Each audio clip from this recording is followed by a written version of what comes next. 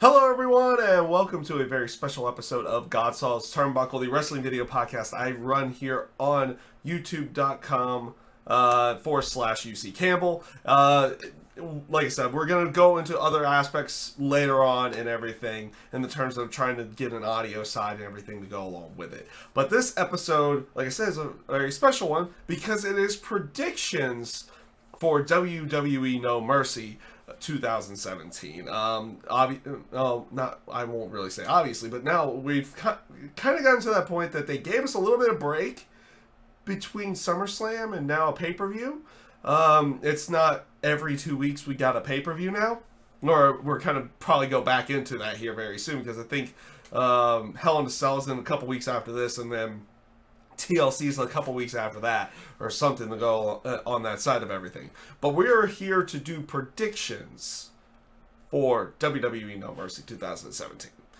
So we're going to go ahead and start off with the match that was just made this week, and honestly it ended up being a really good six-pack challenge on Monday Night Raw, which ended up making for the IC title match, which is The Miz going up against Jason Jordan.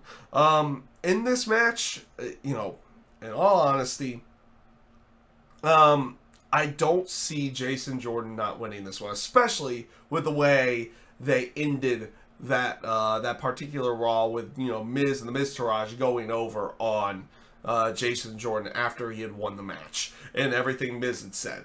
Now that doesn't necessarily mean that Jason Jordan's winning the title here. I think they're going to have him chase the title for a little bit longer.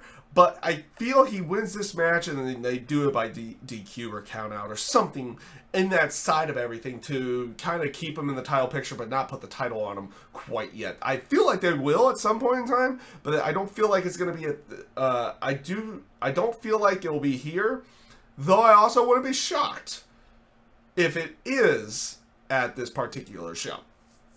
But yeah, I'm definitely going with Jason Jordan on this one. But like I said, I'm probably leaning more towards the side that ends in a DQ and they continue on with the storyline. But I also wouldn't be shocked if they actually put the title on him and see what he can do with the title in general.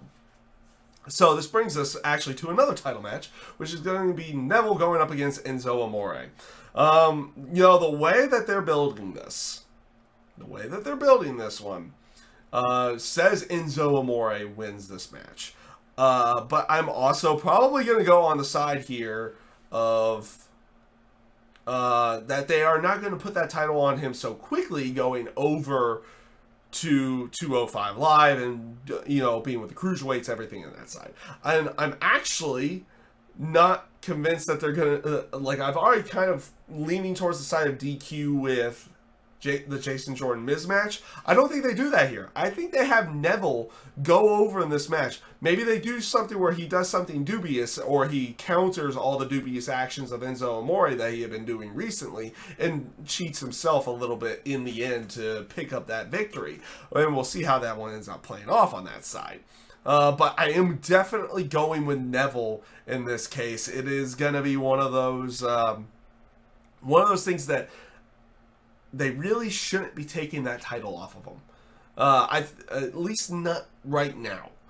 You can do it a little bit down the line. I do feel like that there's a potential that they will put that title on Enzo Amore at some point in time. But not at this point. I don't see it at this point. So I'm definitely going with Neville on this one. So this brings us now to Finn Balor going up against Bray Wyatt. They are 1-1 now, if you go off of it. Bray Wyatt beat Finn Balor on Monday Night Raw right before SummerSlam, which and then everything he did caused the Demon to come out. And now he has challenged him to man to man or something in that sense. Though he views himself as a god, but he calls this a man versus man match. Very weird. Very weird on that one. But, Finn's kind of getting in the head of Bray as well and playing it off as, who's more dangerous, the demon that the man created or the man himself. Everything on that side of it. I feel like they're going to keep Finn very, very strong in this. And they're going to have him go over. I do feel like this might be the ending of this one. It was good that Bray was actually able to get some wins recently, and everything in that sense. Like, he actually beat Seth Rollins. He beat Finn Balor at one point too, and though he lost the next match. But I feel like this one's going to end. This story's going to end, and it's going to be in typical fashion in the terms of the story ending. Bray don't go over. He just doesn't go over in his stories. In the end, it's very rare that he ever fully goes over when a story ends. So, yeah, Finn Balor in this match. So this is going to bring me now to the Raw Tag Team title match. Seth Rollins, Dean Ambrose against Cesaro and Sheamus. There's no reason to take the tag titles off of Seth Rollins and Dean Ambrose, so I'm going with them. I do like Cesaro and Sheamus as a team. Everything on that side of it. Is there a way that they could keep this going? Yeah, there definitely is. But I feel like Seth Rollins and Dean Ambrose are going to go over here. This may lead to some kind of triple threat down the line with them in the club. Hopefully they do something with the club. I mean, they've been giving them good matches over the last couple weeks. Do something with them, please. Don't make them just glorified jobbers at this point in time, which is what they kind of are. They made the triple threat match on Raw basically so the club could eat the pin. Well, I guess yeah, that's basically what it was in that sense. But like I said, it was still a very entertaining match. But yeah, Seth Rollins, Dean Ambrose on this particular one, and yeah, I don't see a reason to take those tag titles off of them yet. I do feel like this may be a role reversal where Dean Ambrose eventually turns on Seth Rollins and he goes heel. That's a definite possibility. I just don't see that happening this soon into it. They don't need to pull the trigger on that one quite yet. So we are now going to go to the Raw Women's title match. It was going to be a fatal 4-way, but then Bayley returned on Monday Night Raw. So now it is a Alexa Bliss versus Sasha Banks versus Bayley versus Nia Jax versus Emma for the Raw Women's title in a fatal 5-way match.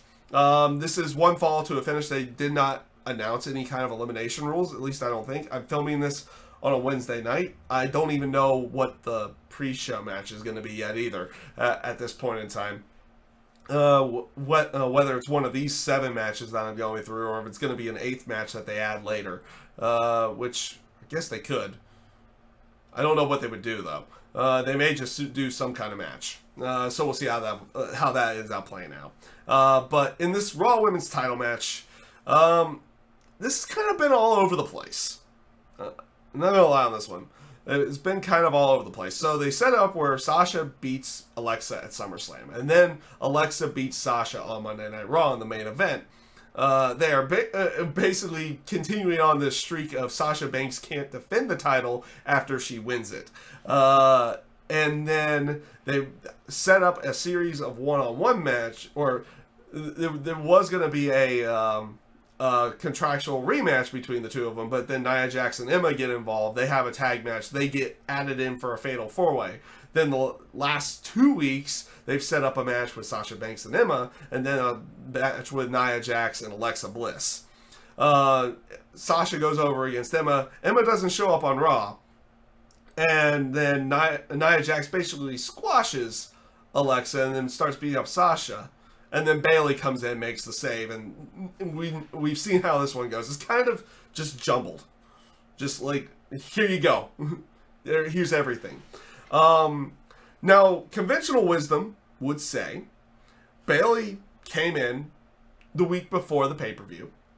So most people would think that she wouldn't win. So conventional wisdom would say she's going to win this match. I don't think they're actually going there yet. I really don't think they're going to go there with Bayley winning this particular match at this point in time. Matter of fact, I think they're going to probably stay part of course here, and I'm going with Nia Jax. That's right. I'm going with Nia Jax in this match. I don't feel like Alexa's going to walk out with this title, mainly on the aspect that she got squashed.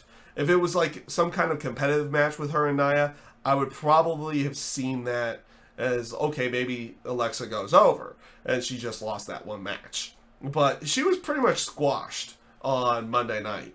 And Sasha, I don't see them putting that title back on her quite yet. And same with Emma. I don't see them for everything. I almost felt like Emma was in this match initially to just take the pin. I don't know if they're gonna go that's gonna be the route that they go with, but I don't see them putting on Emma, and I don't see them putting on Bayley right now. I see them putting on Nia Jax, and probably have a quick feud with Alexa Bliss. And then probably she's going to end up feuding with a incoming Asuka at that point in time over the women's title. I feel like they're going to take Asuka and it's like, here's the women's title spot. Have fun. It's like one of those have fun moments. So I'm going with Nia Jax in this match. So this brings us to the two big matches. Two big matches that they decide to put on for No Mercy. First one, John Cena versus Roman Reigns. Who wins the battle of let's see who can outsmart the other at this point in time, or which one can break the fourth wall the most. John Cena technically probably broke the fourth wall the most in that one, but I am going with Roman Reigns winning this match. I feel like this is a match tailor-made for Roman Reigns to go over and win, kind of to solidify his spot even more. And if they don't have him go over in this one, because I think Cena's actually leaving after this match to film one of his movies, one of the movies that he's in. I think it's the Transformers spin-off with Bumblebee. So I think he's going to film that next. And if they have him win this match and then he's just gone, oh man, are they really rethinking Roman Reigns at that point in time? And I don't think WWE's really doing that. So I am definitely going with Roman Reigns in this match. So this brings us to the main event of the night, which is going to be Brock Lesnar and Braun Strowman. Oh geez, this feud's been fun. It's really been fun. From Braun, like just showcasing Braun in every way, shape, or form to make him look as strong as possible. It's been great. It's just been amazing what they've been able to do with Braun over the last year and a half. In general, since he came up, like a couple years ago when he was just in there, it's like, oh, he's too green. He's never gonna be good or anything in that sense. He has made so many people either eat crow or just like, you know what? You're actually really, really good. And Braun is really, really good. Since he has gone off on his own, after being in the Wyatt family, he has been great. Everything in that sense. I do think they're going to make him look strong in this match. Matter of fact, I think they're going to do that spot again where he gets German suplexed and then he just stands right back up on that side of everything. But I don't see them putting the title on him. I would like to see them put the title on him. I think it would actually be a very good thing, even if it was for a short period of time and Brock Lesnar got it back, because a lot of people feel like the match at WrestleMania is Brock Lesnar and Roman Reigns. And that's where a lot of people are at. And I'm kind of in that same boat with a lot of other people. We're kind of seeing it, and we're going to see them kind of like run through a bunch of other people and then eventually collide against each other. And I think I'm going to stick with that. Yes, they could put the title on Braun Strowman and make it to the point that he is, that he ends out losing it back to Brock or something in that sense before WrestleMania. But I don't see them doing that. I don't see them burying him in this match. I see this one to be a really good match. It's intriguing. The storyline's been really, really good. They built Brock as this underdog. It made it kind of believable as well that he is the underdog in this match. And that is like, how is he going to win? How is he going to win? There's no way he can win. Yet, I see Brock Lesnar winning this match. And like I said, it's just more on the aspect of they're looking for... like you'll kind of see this in this in these two big matches that they have. Roman Reigns, Brock Lesnar. Roman Reigns, Brock Lesnar. And they want them to collide at WrestleMania over the Universal title. So they're going to probably keep them as strong as possible going into that particular show. So that's why I'm picking both Roman Reigns and Brock Lesnar in this one. And to be honest, probably a lot of people are doing that too. And I don't see a reason to kind of go outside the box here on this one. And again, it makes it feel like, oh yeah, this show is just easily predictable. It's like, sometimes predictability is not a bad thing. I feel like Brock and Roman can probably put on a good match. I really do.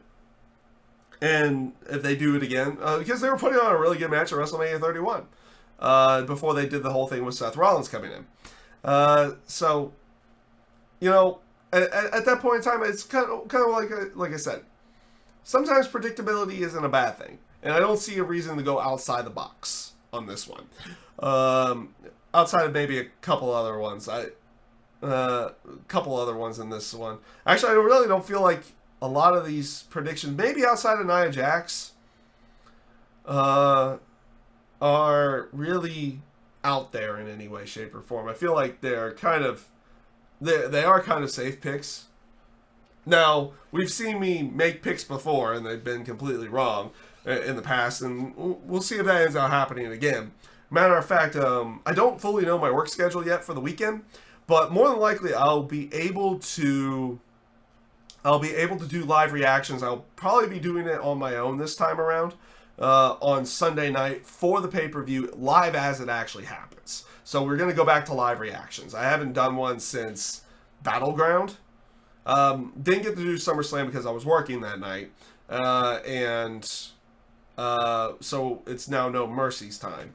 So I'm going to go back with live reactions. I'm not going to do it here on the YouTube channel. I'm going to do something a little bit differently. They have added wrestling stuff over on the Twitch side of everything. So I'm going to actually take everything. I'm not going to take everything I stream over to Twitch, but I'm going to take live reactions. And I'm going to just kind of test out the waters over there and see if I can see how it is over there. I've liked Twitch's streaming service in the terms of streaming live. I've liked it a lot better, easier to moderate. The chat's easier to moderate. It's easier to make people moderators when you have a bunch of people in there.